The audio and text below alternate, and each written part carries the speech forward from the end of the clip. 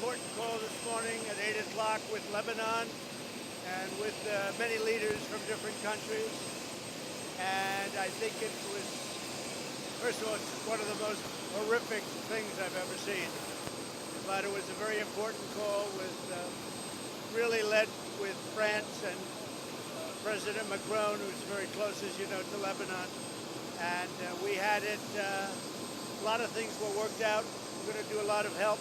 We've got to help them. A lot of countries are going to be helping.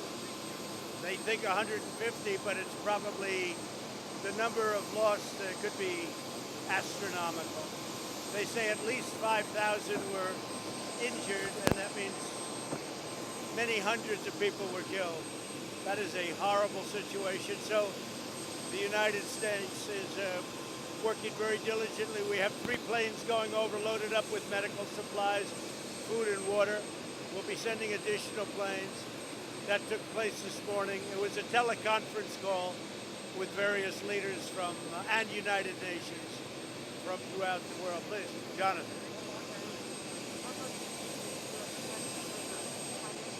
Right. Right. We haven't given a number, but it'll be substantial. On a humanitarian basis, we have to do it. We have to do it. It's, you'd almost say, how does a country survive such a tragedy? This was at a level, I have people over there, they said this is at a level that we've never seen before. The blast, they've never seen anything like it. So we'll be helping them and substantially. We've had 3 major planes already over with a lot of medical, mostly medical equipment and various things to help. We have some excellent military that do this, and they've reported back that they've never seen anything like this before. So it's a horrific situation, but we'll help. Yeah.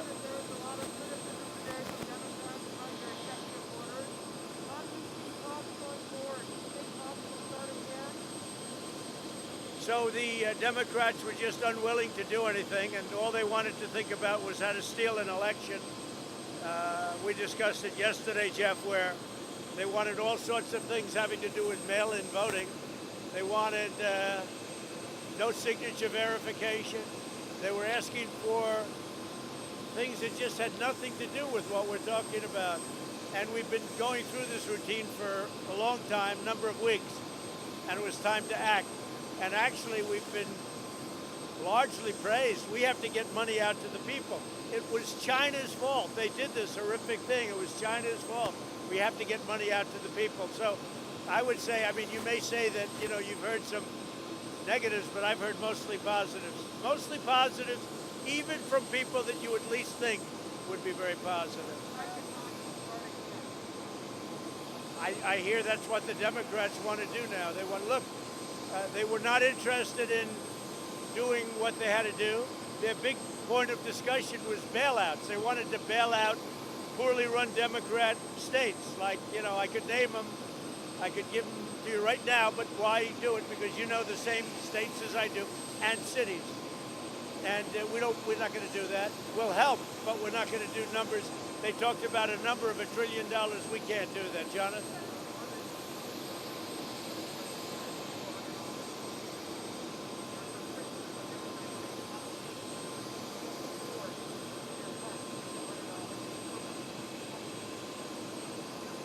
Yeah, we have a system where we can do 100% or we can do 75%. They'd pay 25%, and it'll depend on the state, and they'll make an application. We'll look at it and we'll make a decision. So it may be they'll pay nothing in some instances.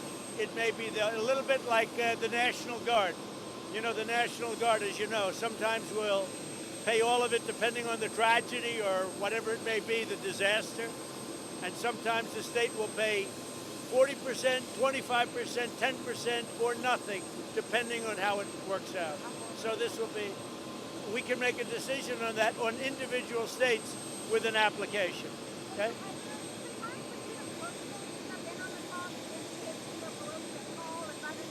Well, I've been involved personally, and, you know, through my representatives who are wonderful, and we have additional people too, but I'm involved very, you know, look, I've been on the phone a lot over the last 3 or 4 days, and I think it actually works better we do it the way we're doing it.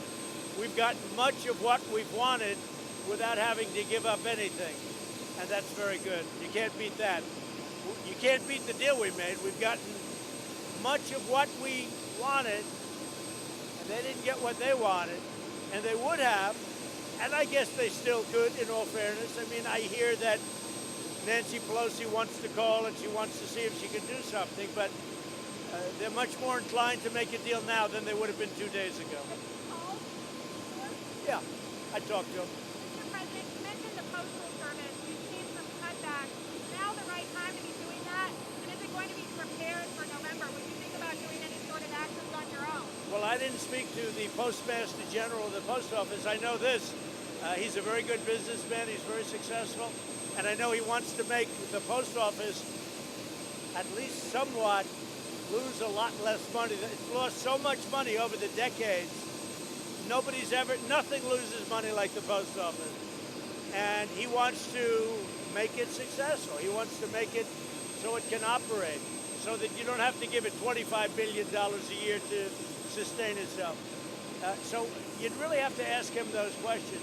But he wants to make it self-sustaining and successful. He's a very, very smart guy. He's a great businessman.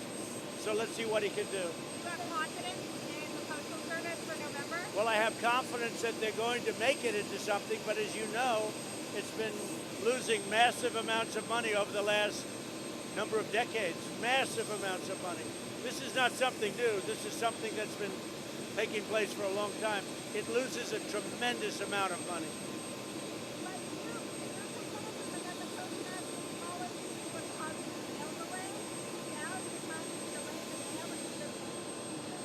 Well, in light of the stories that are coming out about all of the problems with mail-in voting, whether it's the congressional race, Carolyn Maloney, in New York where they called it, they don't even have the ballots. The whole thing is crazy. There's one that just came across my desk, and I'm going to look into it, but I hear it's a catastrophe on mail-in voting. We just can't have that. It's you got to have an honest election. And if it's not going to be an honest election, you have to call them out. Mr. President, you were at the home of your friend, Stanley Sura, for the fundraiser. Who passed away due to COVID. Right. And he's a great man. He was a great person. He was a very early supporter. He just thought he was a very successful real estate man. I knew him in New York, one of the most successful. And he was really one of my early supporters. He said Trump is going to win. He said, you don't understand. Right from the day I came down the escalator with our First Lady, our future First Lady, he said, you don't understand. Trump is going to win. And he said that to the smartest people in New York, and he said it to the richest people, and he said it to the poorest people. He said, you don't understand Trump, he's going to win. And he was right. And he was very much involved, but he was diagnosed, a number of weeks ago. He went to the hospital, and unfortunately, he didn't make it. And he was just a fantastic person. One of the most charitable people you'll ever meet. He helped a lot of people. Okay?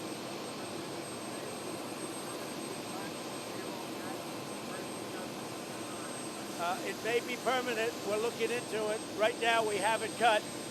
It's going to a certain time, as you know, and we'll take it out till the end of the year, and then I'm going to make a decision as to, number one, an extension, and number two, making it permanent, and no reimbursement. So, yeah. Well, what we're doing is we reimburse through the general fund, not through Social Security. This will have no impact on Social Security. We're going to, through the general fund, reimburse. This will have zero impact on Social Security. And I've been constant on that. We protect Social Security. They won't protect it because, it's a beautiful thing what's happening. You look at our markets, how well they're doing, that in a pandemic, we're very close to hitting new stock market highs. And in some instances, as an example, NASDAQ, we've hit the highest it's ever been. I think 14 or 15 days have set records. So that's a great achievement. We're going to have tremendous growth, and a lot of good things are happening. But that's going to come out of the general fund, not out of Social Security. Please.